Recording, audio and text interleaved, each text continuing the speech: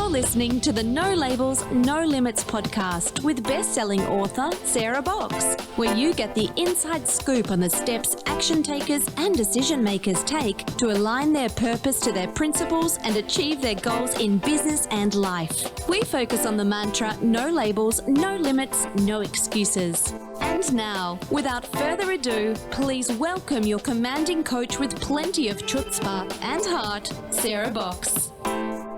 Hey there, No Labels, No Limits podcast listeners. Welcome back. I'm Sarah Box, your host of the No Labels, No Limits podcast, where we're on a mission to help individuals, teams, and organizations, especially our nonprofit friends, to think outside the box, move beyond limiting beliefs, and create a profound impact in the lives of others.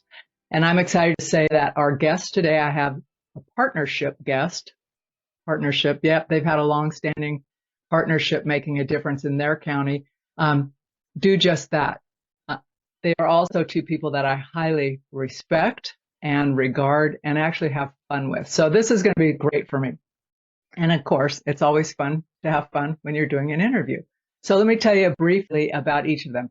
Tim Clark is the executive director of First 5 Lassen County, First 5 Lassen. And he is considered a visionary community builder. He's led Lassen Links to thrive, bringing together agencies and organizations to serve families. And he has a rich background in pastoral work and innovative projects.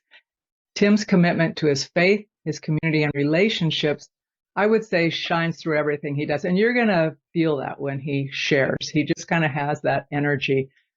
And Lassen Links, we're going to talk about, because when I first met Tim, that wasn't even a thing. It came out of his co-creation with the next person on the podcast, Ronda Hall, and others in the community.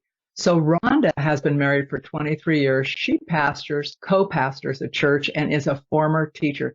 She's a mother of 2 sons, a daughter, and I love this, her basset hound.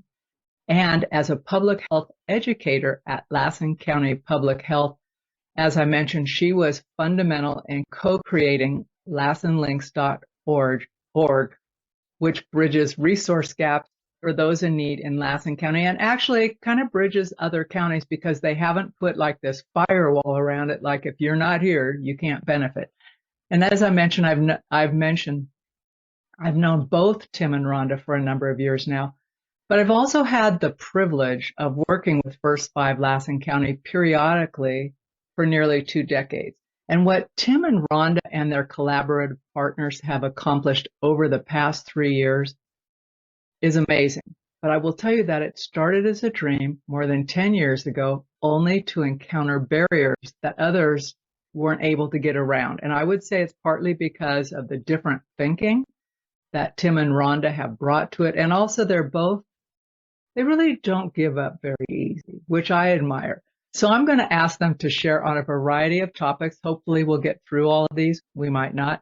But really, I want to talk about innovation and partnering, what happens when you ask what else is possible, how could we make this work, facing and overcoming real and perceived funding and resource challenges, and inviting others to share in success. And then also, how do you layer engagement so it makes it easy for other folks, your stakeholders and partners, to say, yes, I want to be a part of this. It matters. So with that, let me formally welcome 2 people, as I said, that I highly regard and respect, and I'm looking forward to hanging out with today on the No Labels, No Limits podcast show. Hi, Tim and Ronda. Welcome. Hello. Hey, Sarah, Thank you. Thank you, Sarah. You're welcome. So before we dive in, I want to ask you, each of you, Ronda, I'm going to ask you first because I know you have something, to share something either about yourself or something that's happened that is relevant to what we're talking about today, and that kind of surprised you. So Ronda, why don't you start? Okay, so anyone knowing our partnership knows Tim is the one that helps keep things on track. I'm the little balloon that's bobbing, going, let's do this. And when Tim, we're not in the same county right now, so usually he's with me on my computer screen or on my cell phone when I go into meetings. And I'm usually the resource gal. Okay, here's the resource. Come. He's the one. Okay, we need to make sure this is happening. Our strategic man, he keeps it in order. And wait a second, what are you doing? We need to get that back on plan. And so I was in a meeting giving a presentation about lassenlinks.org. I was excited, but didn't know what to expect. But Tim was unable to be with me because we were meeting in a little tiny break room. There was 35 nurses and professional staff, and we were jammed in there, and I started talking and was going. And at the end, I kept telling lassenlinks.org, lassenlinks.org. And I said, is there any questions? Well, this young adult that I noticed in the background was not in scrubs, but kind of an emo looking, dark hair, dark clothing, raises their hand and says, well, what is the 5-year plan for lassenlinks.org? And I just, I felt like my jaw dropped and my eyes probably popped open so wide because I'm like, I don't know, Tim. You know? So I was able to catch my breath and say, I tried to inner channel that voice of Tim in my head and said, well, we are working on that right now. We're growing as we go.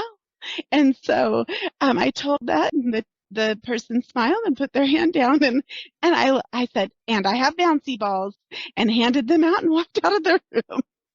Well, what a great example, though, of not waiting till everything's perfect before you get out there and share what's possible with other people. You know, it's kind of that concept of get going. Don't wait till it's all packaged and boxed up because you can't engage others.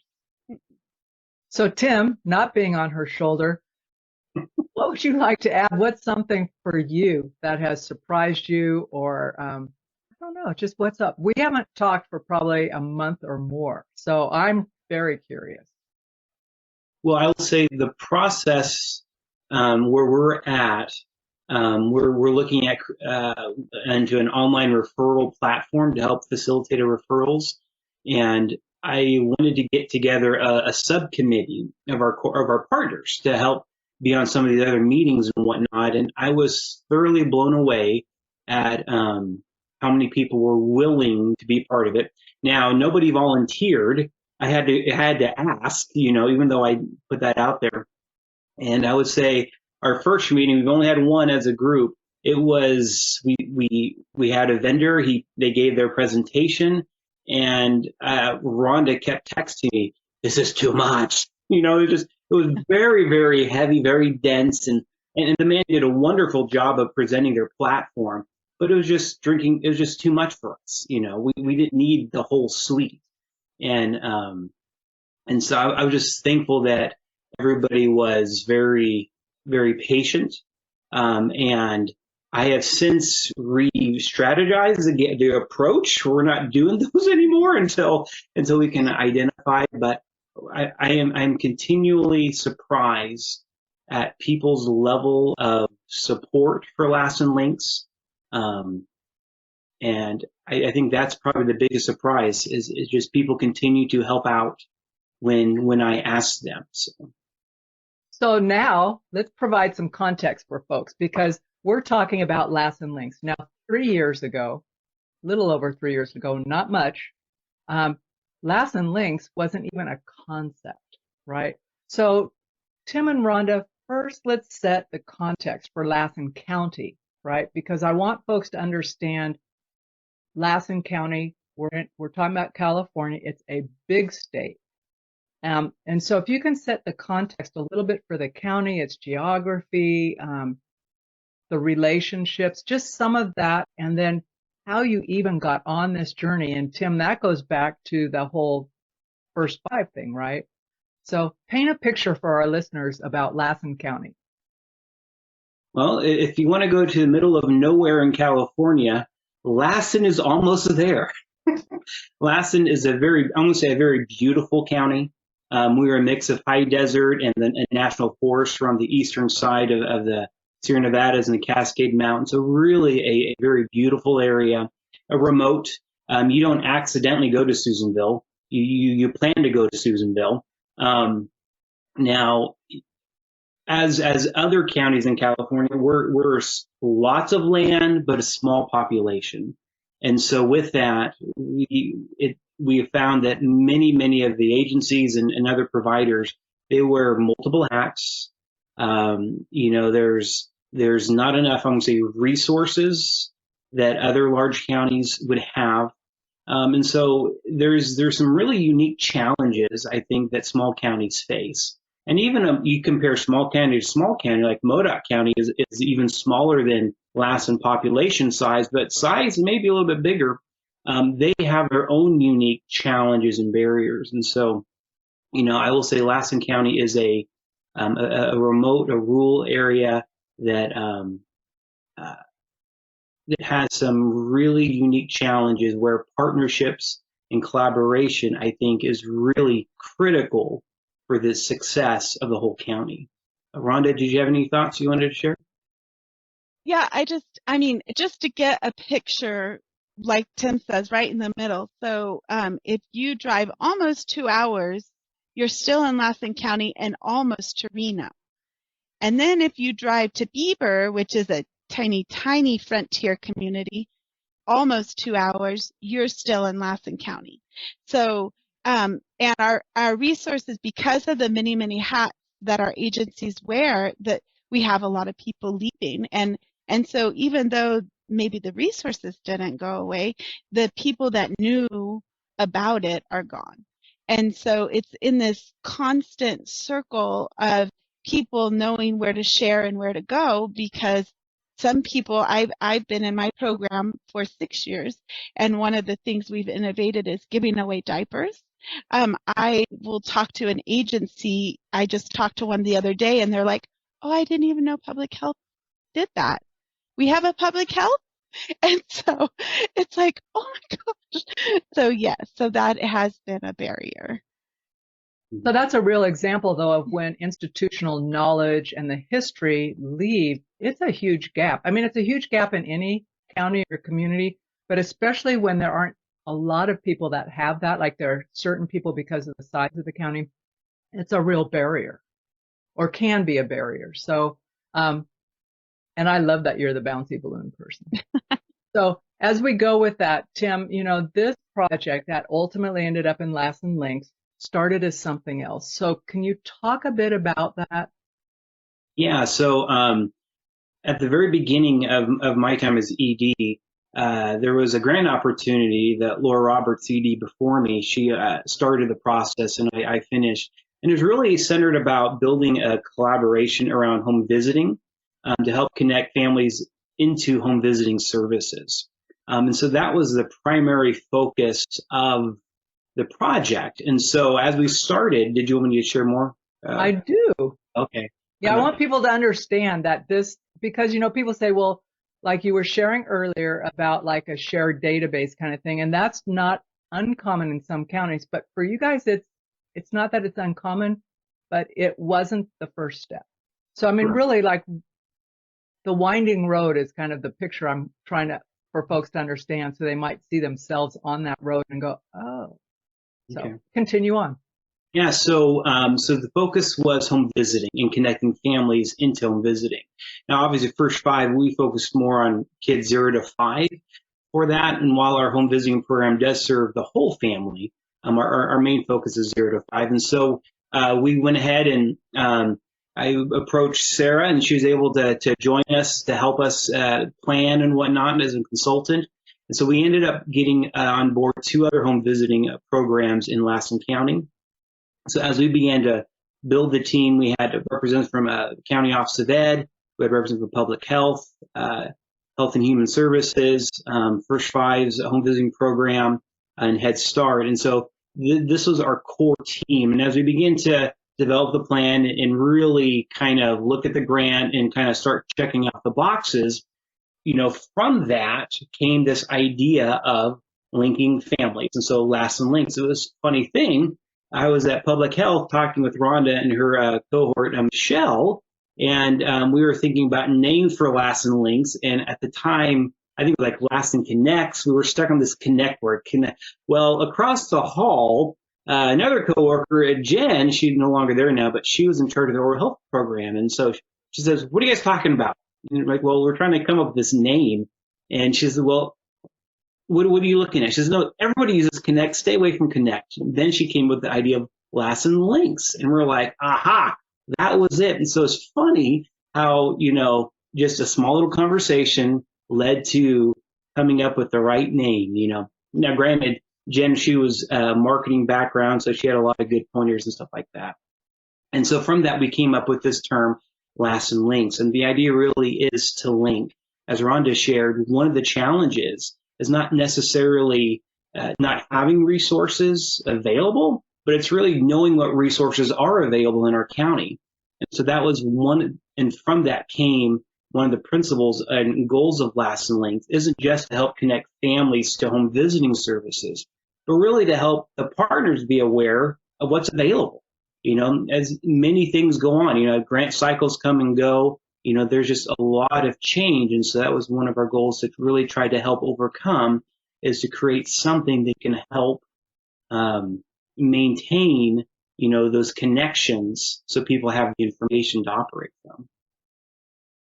And so your ability to do that as a team also relied on some unique aspects of the grant that you applied for, right? For the bigger vision for the entire state of California and some adaptability, I guess. Can you talk a little bit about that? Because I think it's a story funders beyond California and foundations, all of that, donors also, independent people should think about. So can you talk a little bit about that, Tim? Yeah, sure. As I shared, the main focus was on home visiting. Home visiting provide a large array of different services and benefits for families. But as we began to work on this and consider more things, the reality is a home visiting program isn't a one-stop shop. They really end up connecting the families to other services that they may not be the right fit for. For example, there could be, maybe some financial assistance or housing and whatnot. So the home visitors would know about a lot of that stuff, but they themselves, they don't provide those things. And so we really began to realize that, we need to broaden this beyond just home visiting. And the reality is, in a small population, while there are a lot of people that would want home visiting services, that may not always be the one thing that they wanted. And so we saw in Lassen County that we needed to broaden the scope more, really to help facilitate and support home visitors and home visiting programs by being able to build those relationships that they can then rely back onto. So if they're working with a family that is, that they're in need of maybe some special education, that we can, build out the pipeline so we can find the right connections so they can then, instead of working on establishing and building all those relationships, they can be part of a network that has all those relationships already intact. And so that way they can focus more on home visiting. And so we definitely did broaden it. Now, First 5, like I said, is focused more 0 to 5, but our home visiting program, they focus on the whole family. And they, for grant requirements, they do have to have kids 0 to 5 to be eligible. But we began to really see that we needed to broaden this so that way it would really have a bigger impact and it would increase sustainability for everybody. So that was one of the places where I think, Rhonda, you brought in so much wealth into the conversation because you were already seeing that from the public health side, like what people were calling and asking you for help with, what you were seeing with families. Can you share a bit about how that informed this work? Yeah, so part of my job as a public health educator is also connecting families to resource. And so I would get families calling asking for help, maybe for diapers, but then they would say, yeah, my Medi-Cal, I haven't heard anyone back. And so then I would, well, go back to Medi-Cal. And I was just noticing, and then our WIC, and so then I would literally get them in my car and we would drive over there and get out. Well, I do tend to be a little mama bearish, and I'm like, why aren't you providing these services? And it's like, well, we tried to, but we couldn't get a hold of them because their phone number no longer worked. Or we tried to, and this happened, or our caseworker left. So now one caseworker has 85 cases. And so these are getting dropped. And it was like I was watching people fall through the crack, or sometimes at Head Start, a family would apply but wouldn't be in, but then they were still so desperate for services. And so it's like, how can we, without doing all the work, how can we help provide the connection? And that's where it started cultivating. Great. Say a little more about that. Like when it started cultivating, the two of you, and you just have a conversation about this, but I recall in the planning where this started coming out, like I'm following the guidelines from the state, right? Like we need to cover these things. To that gal in the back of your nursing room, what's the plan, right? I'm thinking, what's the plan? But as you guys started talking, what mattered most to you all wasn't the plan. It was addressing what you were pointing out, Rhonda, that there's people in need and they're needing stuff now. And I also remember the context is we were in COVID. Remember we were meeting remote. I would have driven up there, right? We would have been meeting in person. We couldn't. We met remote, which ended up working for us because then folks who couldn't drive 2 hours to show up could be there. But also not only COVID, which pulled a lot of public health staff unavailable. So we really had to be flexible in how we even communicated with each other. Then the fires raged through the next summer, right? So in your county, Plumas County, I mean, people were in dire need. And here are you guys working as a collaborative. Yes, is it home visiting? Not per se, but you're reaching those families with their needs. So, I mean, that is a mentality that I think has helped glue you. I think it's nature to your relationships and how you guys work. So that's what I'm thinking about is those moments that were pivotal moments and not even, but also Jen, like helping reach out with her oral health things. So how did you move from home visiting? Like what were some of the first things you did, like the baby steps? Because really where you are today is light years beyond where you were then, right? When we were doing paper, like here you go. So talk a little bit about how you progressed through that. Well, I remember, and I think it's important for any collaboration organization to have a really good foundation to start from, core values, core principles. And with our core team, everybody was on the same page of prioritizing the family. The family comes first, their needs. We're not trying to promote one agency or the other.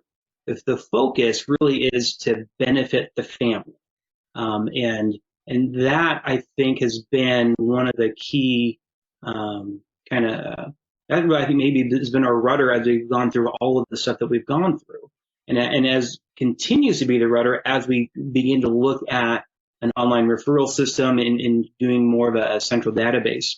And so I think because of our agreement that, about meeting and serving families where they're at. And then when the Dixie wildfire came through, we knew that, Greenville was destroyed. It just caused a lot of havoc in Plumas County. And as it started coming over into Lassen County, everyone was displaced. And at that same time, it was right about the time of school starting.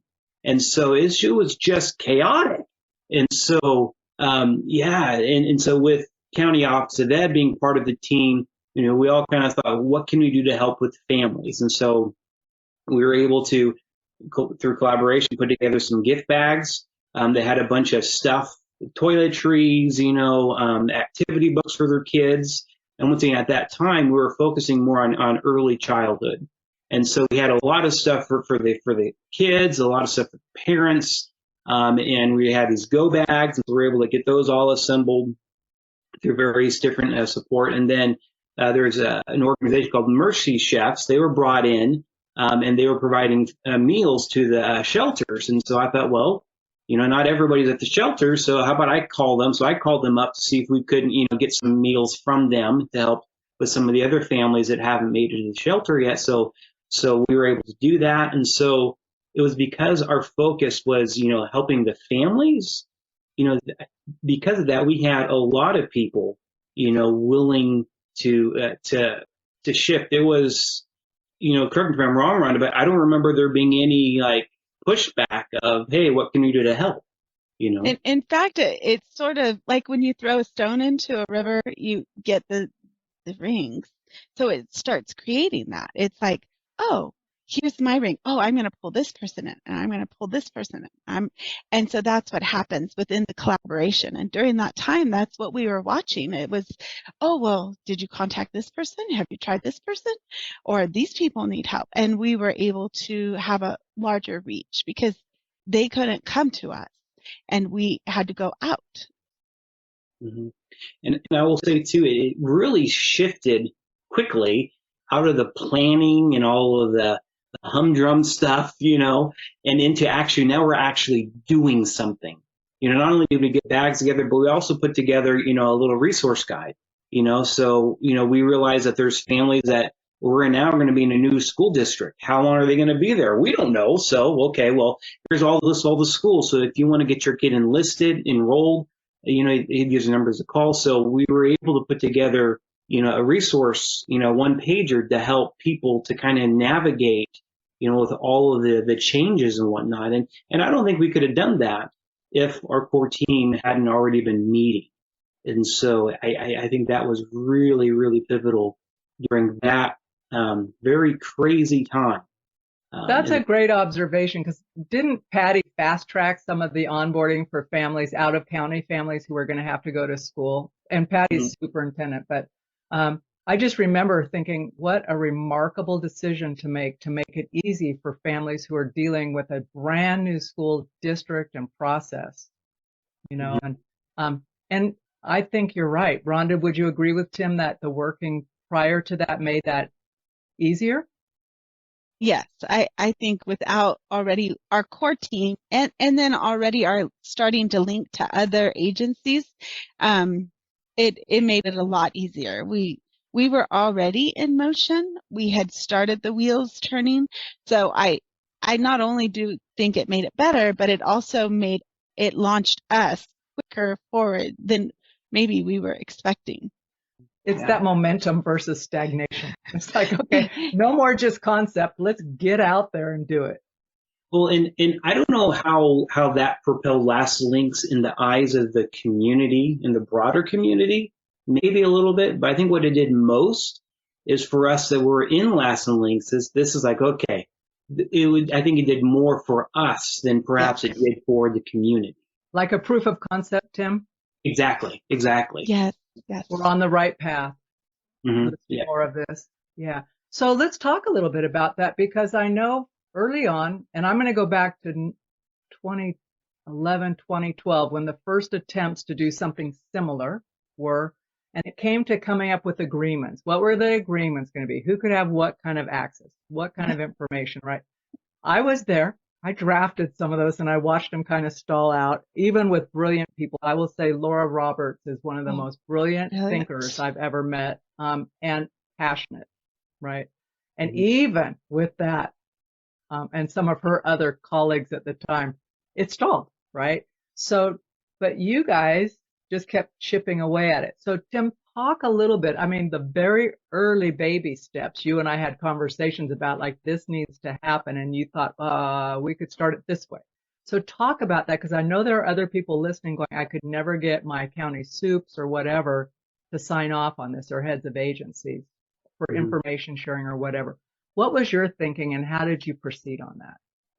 Well, I think first off, I'm new to this arena. I've never really operated, I'm going to say, in government, local government, before. And so this is a whole, if you didn't know, they do things different than, say, private sectors or nonprofit. They do things different.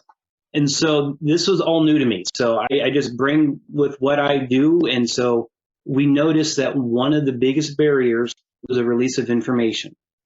In fact, when Sarah and I were able to convene our core team together to kind of get some buy-in, that was one of the things that kept popping up, and there was some, hey, we tried this and it just didn't work. And so I says, okay, well, then I guess we need to take care of that, that since this is the barrier.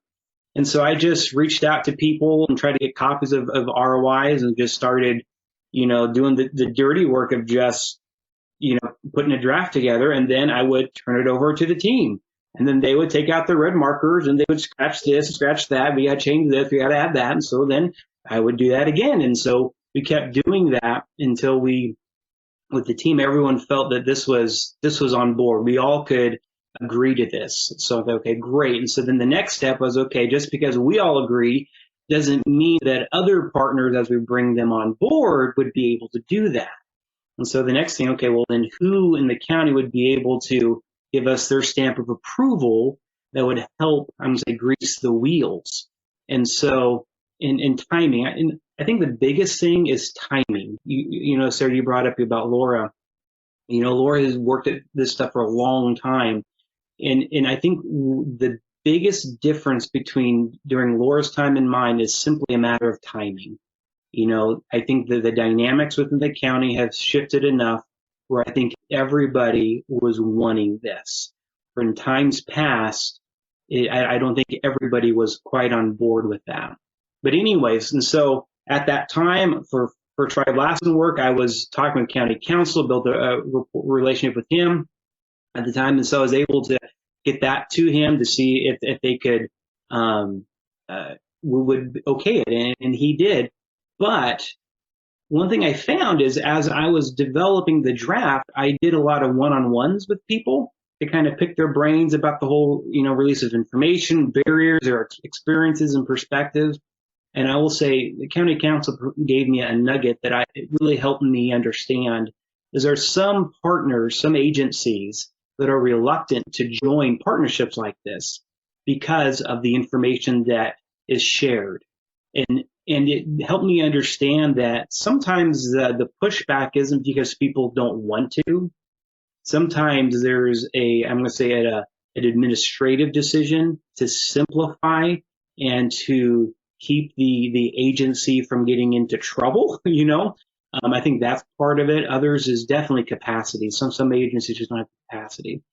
But those one-on-one meetings I had with various people really helped me to understand more about releases of information. This was the first time I've ever heard of it, let alone trying to draft one.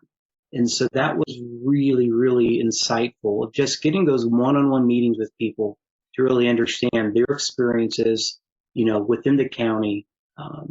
So that really helped me understand, you know, just how to take it when people would give any pushback or anything.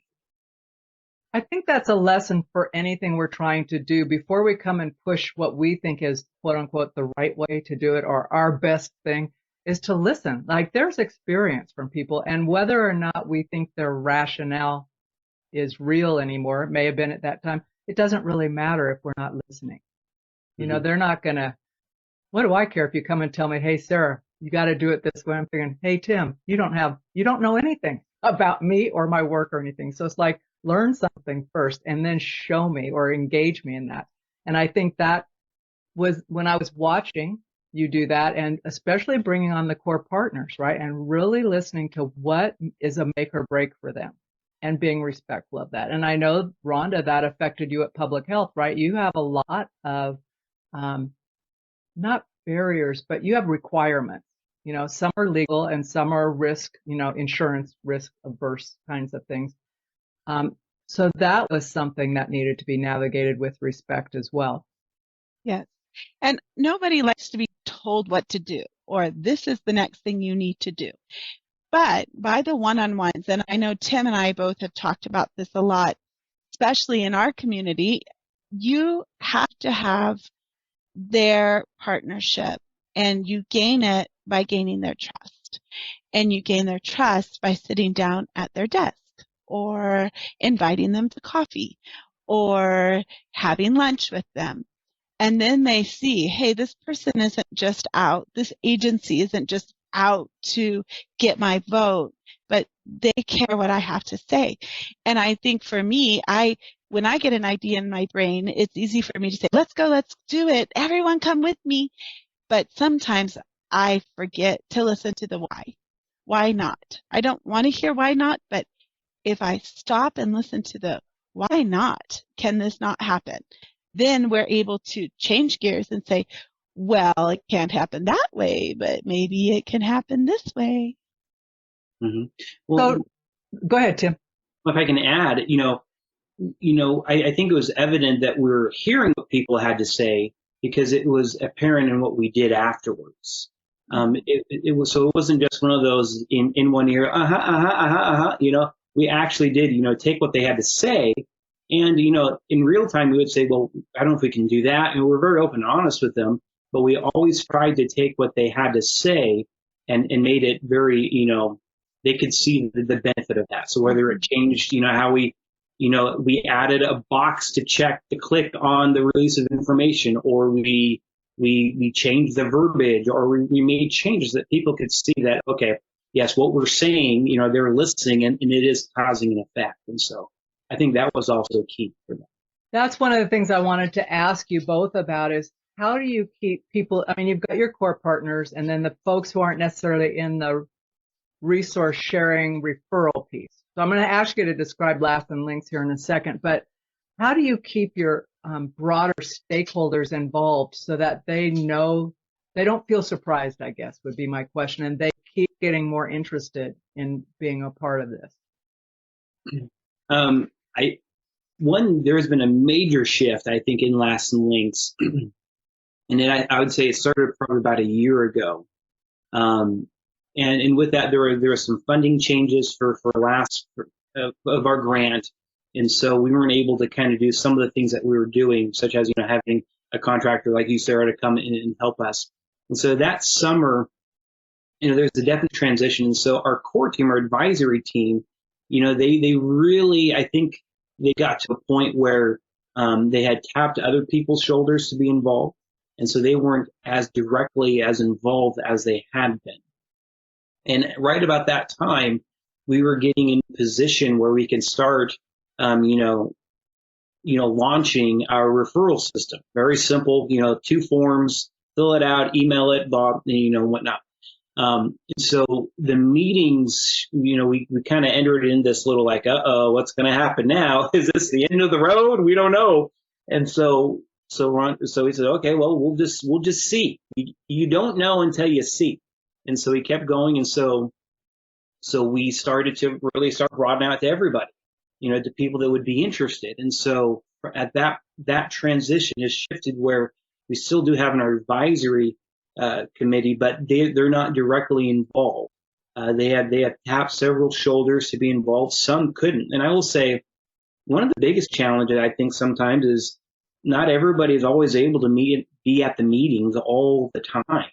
They have their own work schedules. They have their own priorities. And sometimes, like it or not, we just didn't make it to be on their priority list for that time, and so we were very flexible with that, and not just flexible, but understanding, we had, superintendent of schools, there's other people that were in positions that they had a lot of other hats to wear in other projects.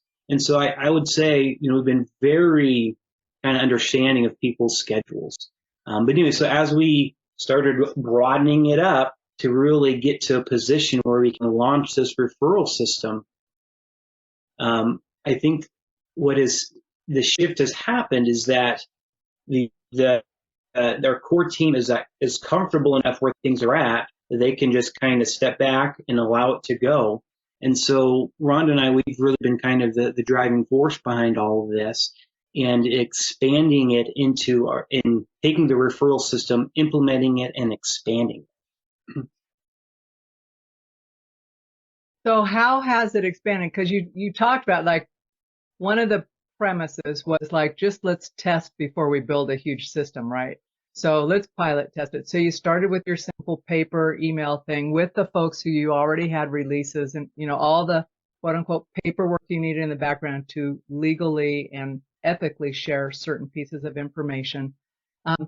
How have you broadened it to bring in other folks? I know that I was looking for it this morning, couldn't find it. It was one of the updates from Rhonda when you sent out like a meeting update and you were glad, or anyway, somewhere in there, it was like you were bringing on this partner. And I remember 2 years ago that it was like, it'd be so great if they could be involved, and they were getting involved. I'm thinking, oh, this is big stuff, right?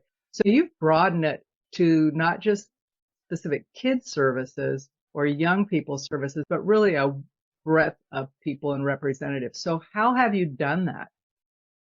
Well, I think like Tim mentioned about people tapping other people on the shoulder, is what happened. And so then it would be like, I think sometimes we were kind of on a train ride. It was like, go here, stop here, go here, stop here.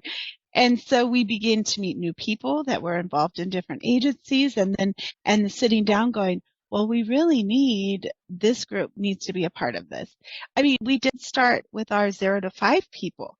Well, then people that were looking in says, well, I don't service 0 to 5 people, but I could see my teenagers would use this, and I could see that this family would use this. And so we just started making connections, or for the cheesiness, links to other agencies, and we started seeing, oh, we do the same thing here, and we work here, and we do this together. And where you fall through the cracks,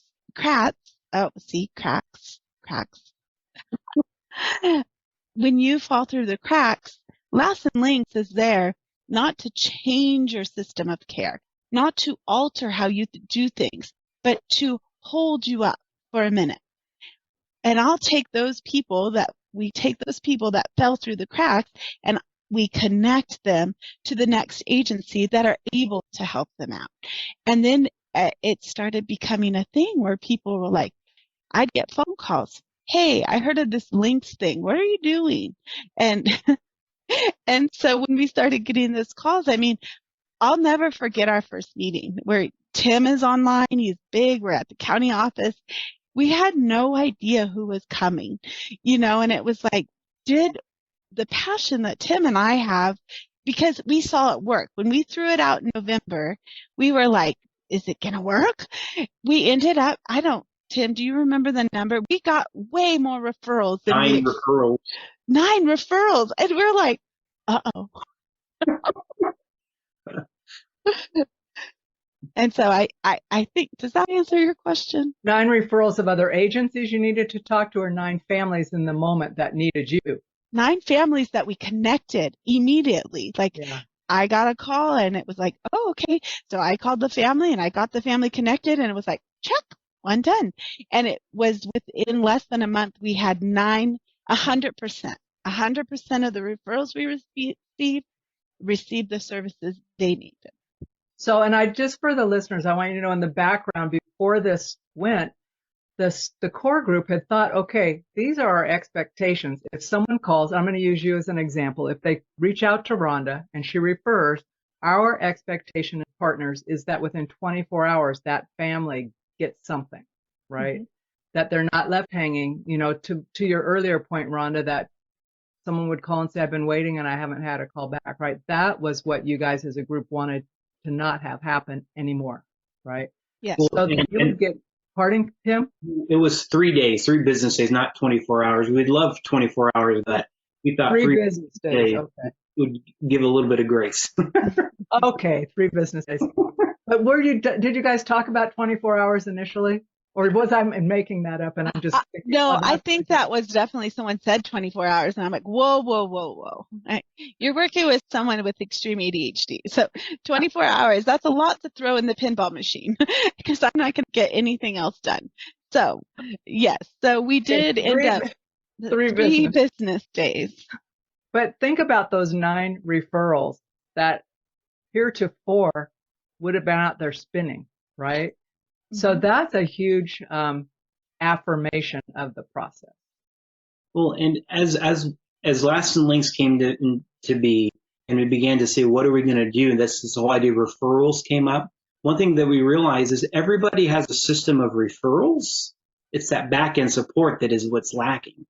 And so that, I think, for me has been a key that we've been presenting this to people is you guys already have your referral systems in place. The challenge is the follow-up.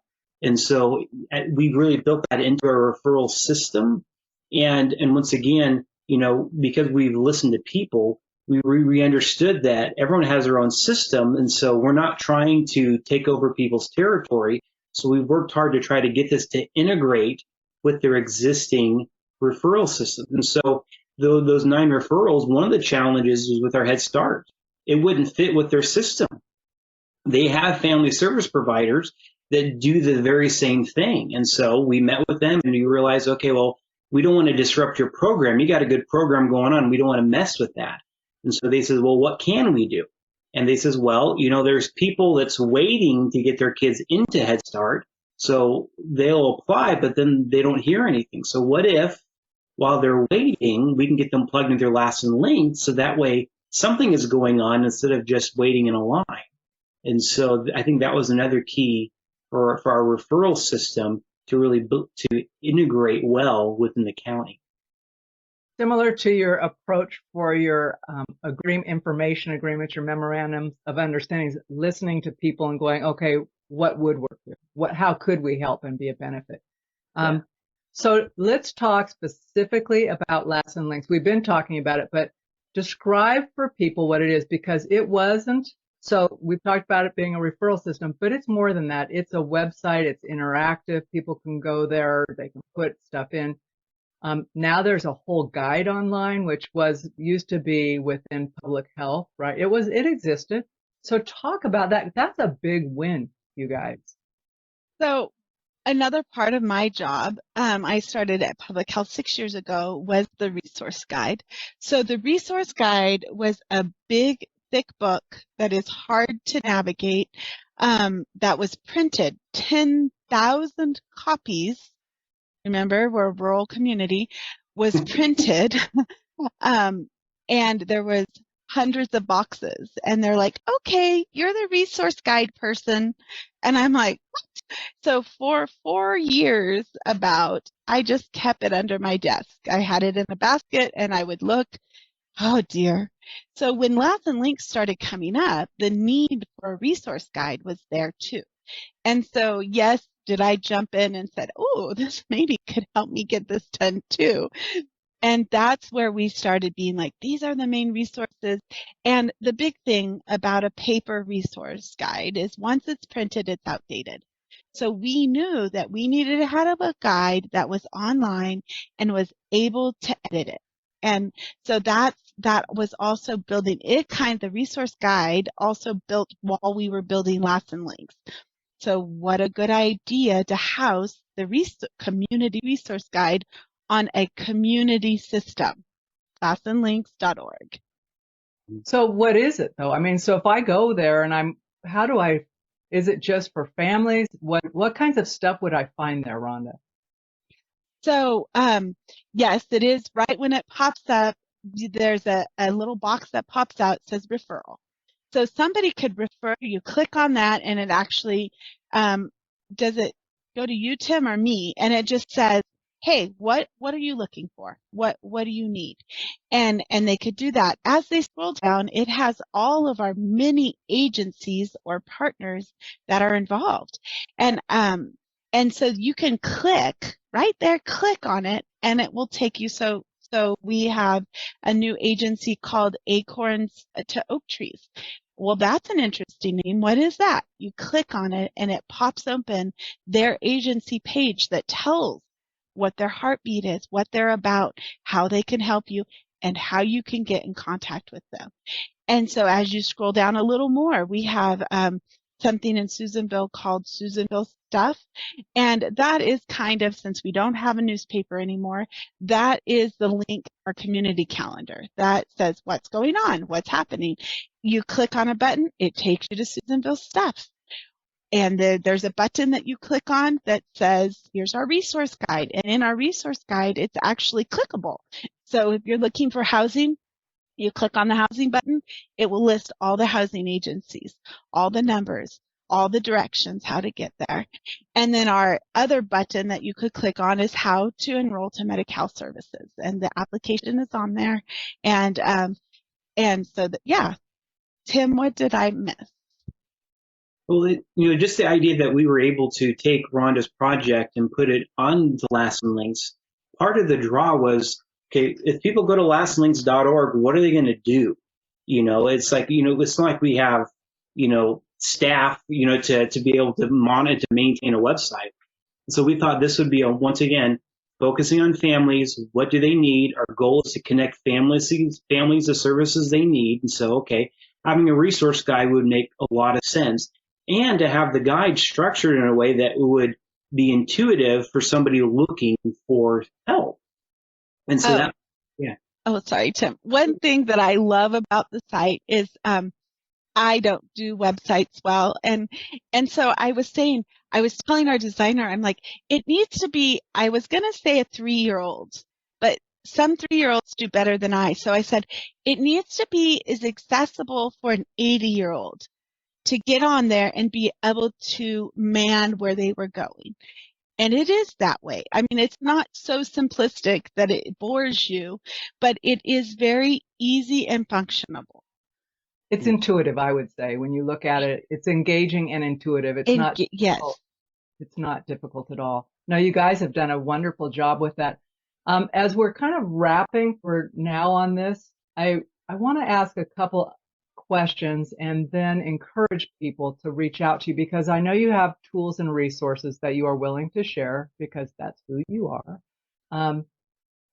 But one of the questions is, if you each take a moment and think about some of the milestone moments over the last 3 years as you've been working on the collaborative and building it, what would you say 2 or 3 of your like highlight moments are where you're going, okay, this is going to happen? For me, it was, we had a woman that works at County Office of Education. Her name is Megan Gray. And she called me and said, oh, so I am working on my master's degree and I have to create a resource guide. How can I help you? I went, oh, I found my person. So that was one of mine.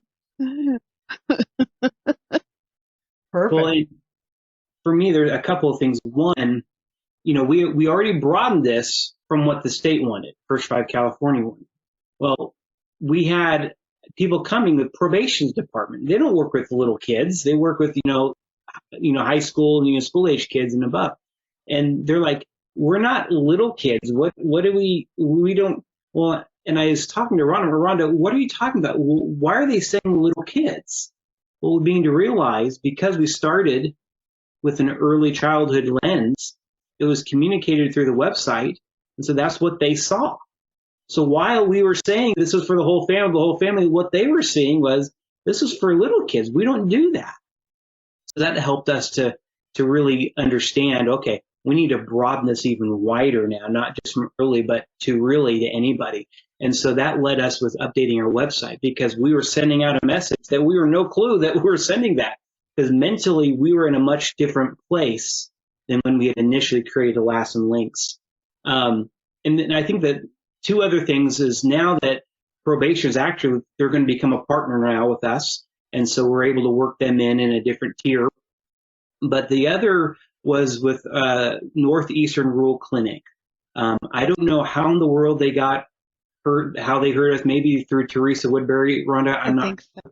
Well, the new CEO says, hey, we're looking for something like this, and we'd love to partner with you guys. And so they have been, I will say, all of our partners have been wonderful, but they have been, very helpful in refining our referral process, our forms, because they operate in a much different realm than we do.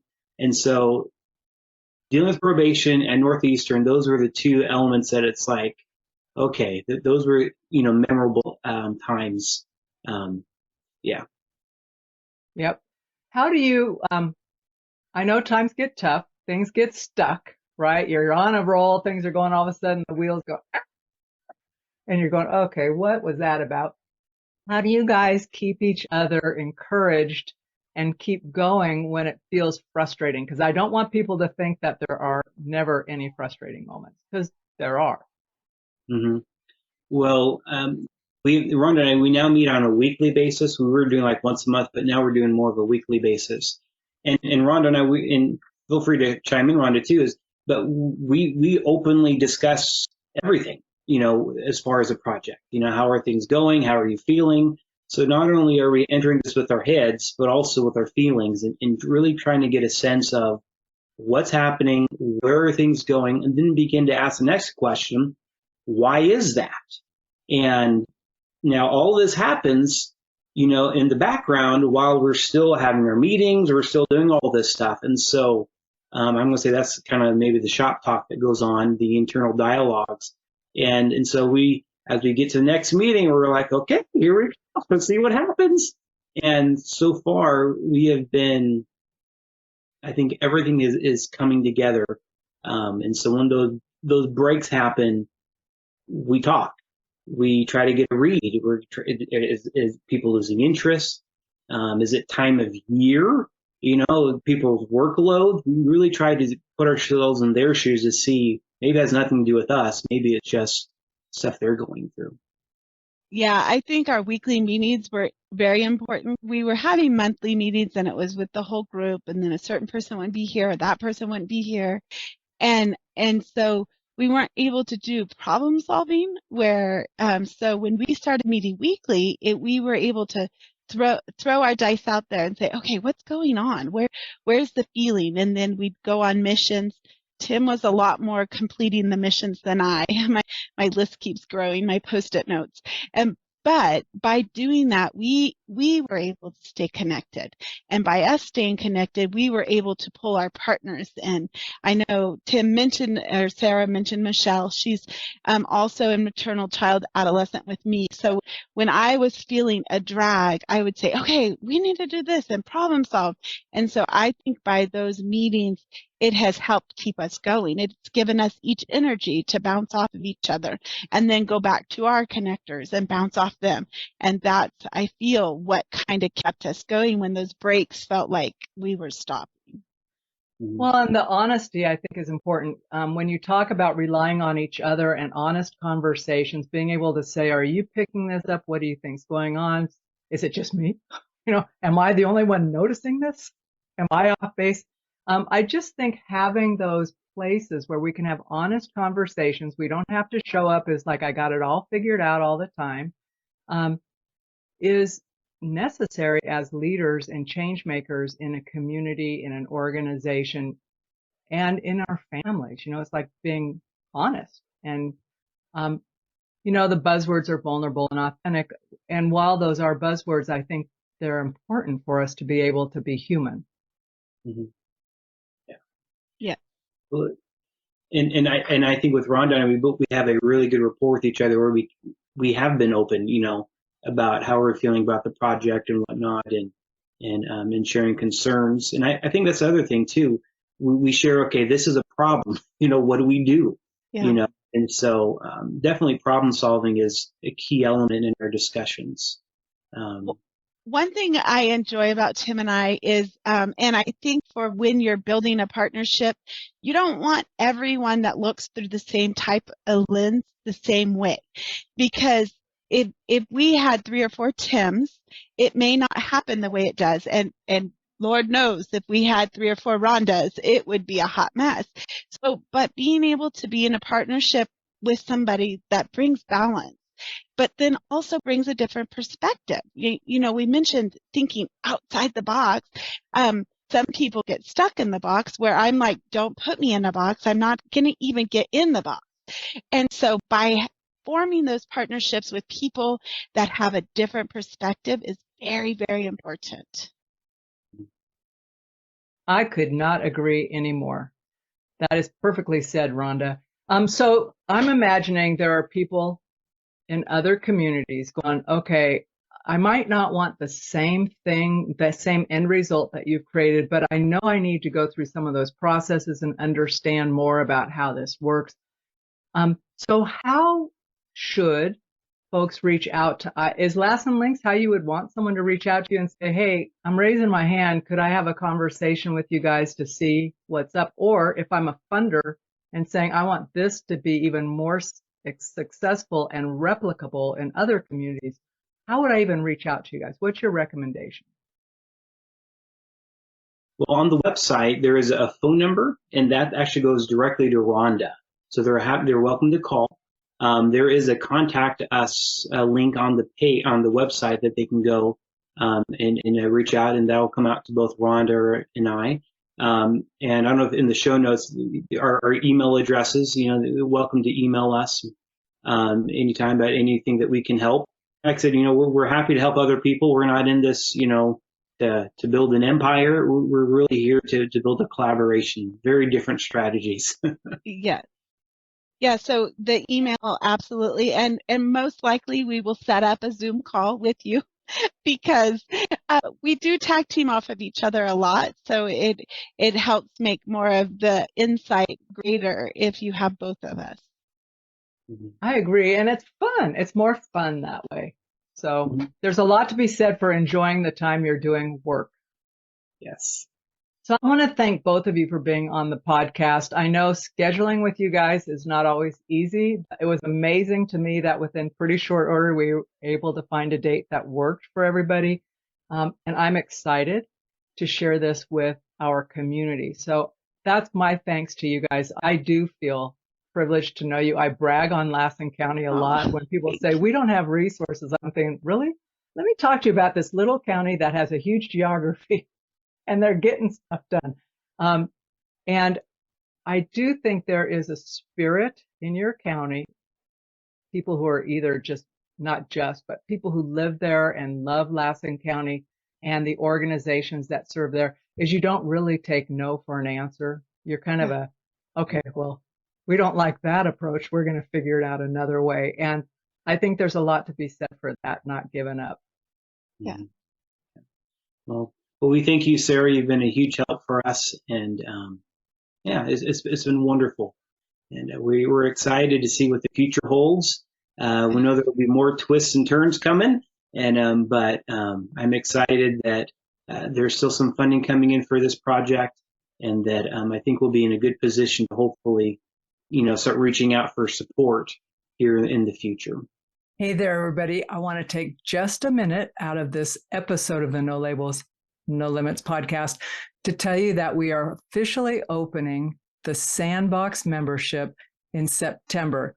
So if you're not already on our mailing list, please click the link below to either sign up for the membership or get on the waiting list for the membership. And if you click the link, you'll find more information about what's included, what our plans are, and better yet, you'll be on early enough to help decide what is most important to you to experience in the first 3 to 6 months of the membership. So don't wait. Click the link below and join us in the Sandbox where fun happens. We get to do a little R&R, little learning, support one another, and really grow and expand in ourselves, in our lives, and impact the world in a profound way. So come on over, join us. Okay, so that was the official end of the podcast. But what I like to ask people is, there something you wish I'd asked that we didn't get around to talking about? So, Tim, what do you wish we'd talked about? Is our funding. We did, and we continue to get some grant funding from First Drive California, but the funding didn't go to pay for my time, didn't go to pay for Rhonda's time, or really anybody else. The funding went into developing Lassen Links. And so, the relationships, via in kind is what has been funding all of this stuff.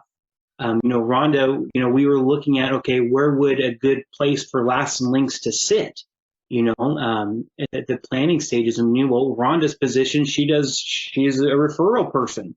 And so, okay, well, she made sense within our context to bring her on board. And so far, we've been able to operate via in kind.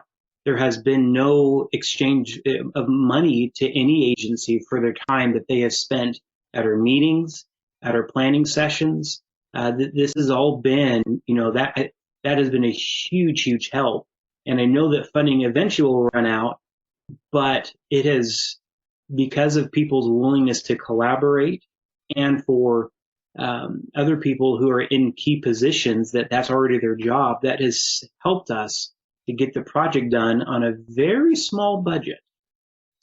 So one of the things, and this is my external view looking in, and that is a huge risk. I mean, you guys have built something that is very powerful, has a huge return on investment, right? And so expecting important work like that to happen without a budget, it would not happen in the government sector. If the government didn't have the money to pay for Rhonda's position, she'd be gone, right? Mm-hmm. It's like, sorry, can't put you there, no matter how good the ROI was. Same in the private sector. You can't keep running in the black and the red. Black would be nice.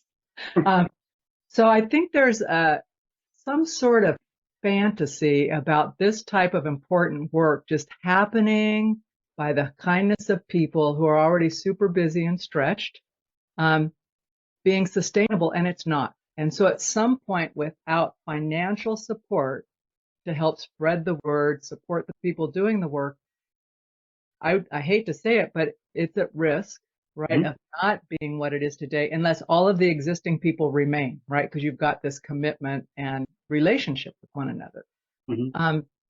So what would you say to funders and grantors in terms of supporting the operation side of these things that aren't necessarily direct service, but they have a huge ROI on keeping people stable in their families, out of quote unquote systems, which are much more expensive? What would you say? So my strategy is, if I go up to people, hey, you want to give us some money? They're probably going to say no.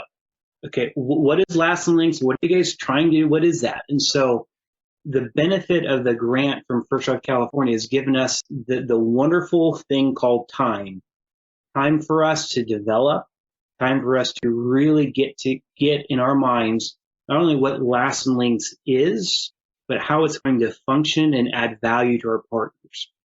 And so because of that grant, it's given us time for people's in kind. And so the plan is to build a viable system that is functioning and that there is a track record of it functioning.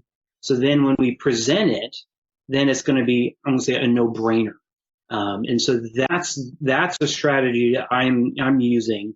And as we move along, we're able to as we build our partnership, we're building our awareness. And so we're actually starting a community awareness campaign of Lassen Links, where we actually are partnered with Susanville Stuff to communicate and start branding Lassen Links. We developed a poster, a window cling, some other flyers, so all of our partners can. So we're really starting to try to get the name out there, so there is a name recognition. And at the same time, we're also trying to refine a referral system, so that way it's very easy for our partners to use, and it gives Rhonda and I the back-end support, because Rhonda does all the connecting, I do all the reporting.